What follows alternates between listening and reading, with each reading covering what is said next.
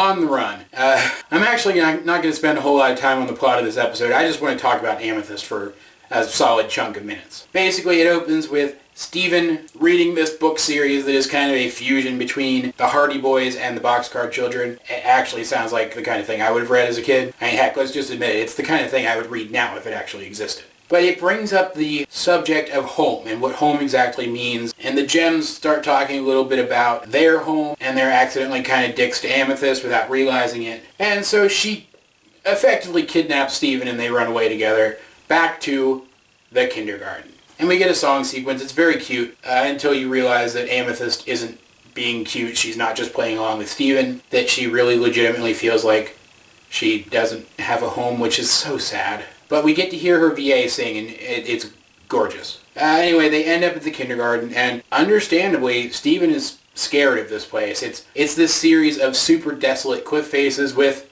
human-sized holes that are human-sized and human-shaped, scattered all across them. I know some very fearless people who, if they came across a place like this, would be utterly terrified. To Steven's utter horror and dismay, Amethyst starts running through this place, talking about rocks and machines and other various scattered objects as if they're her family, as if they're as much her family as the Gems are. And you realize, not only is this the place where Amethyst was born, or whatever the equivalent term is for a gem, that she was here for a very long time by herself before she even knew there were any other living beings on the planet. And she even goes so far as to take Steven to the hole where she emerged from the Earth. And if all of that isn't soul-crushing enough, the episode decides to take things a bit further, because now Pearl shows up, because apparently they do realize when Steven's not there every once in a while, I guess. And apparently Garnet foresaw, using her future vision, that this is where Amethyst would take Steven, and that Pearl is the only person who can actually talk her down and bring her back, I guess, because it is only Pearl who shows up. And at first she's kind of dismissive of what's going on,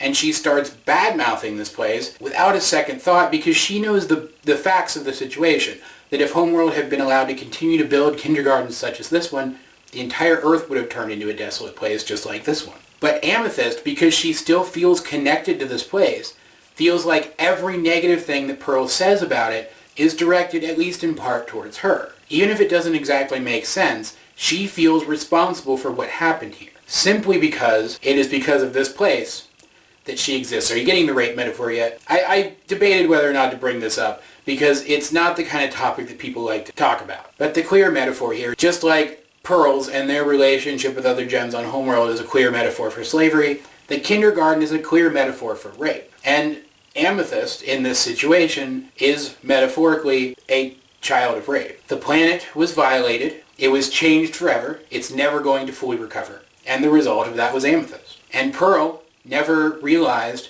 that Amethyst felt that way and just talked about the situation however she wanted to. And the two fight, and Pearl absolutely owns Amethyst. It's actually a really good fight, but at this point you don't care. You just want them to stop. You just want them to stop, and you want them to talk through this, and you want them to be okay again. So when their fight causes collateral damage that threatens them, and Amethyst retreats back into her hole to escape the potential damage, Steven comes to the realization that it's going to have to be Pearl who goes in there to get her. And Pearl at this point thankfully has realized what she's been doing wrong, so when she goes in there she explains to Amethyst that she never meant to hurt her. She never meant to make her feel bad for this, because she never saw Amethyst as this. She's always seen Amethyst as Amethyst. And while she's not going to just immediately be over this or anything, that's what Amethyst needs to hear to start healing. And they go back to the temple together. I'm not going to give a summation of this episode. It's incredibly heavy, it's soul-crushing and emotional, and you need to watch it. It's the kind of episode that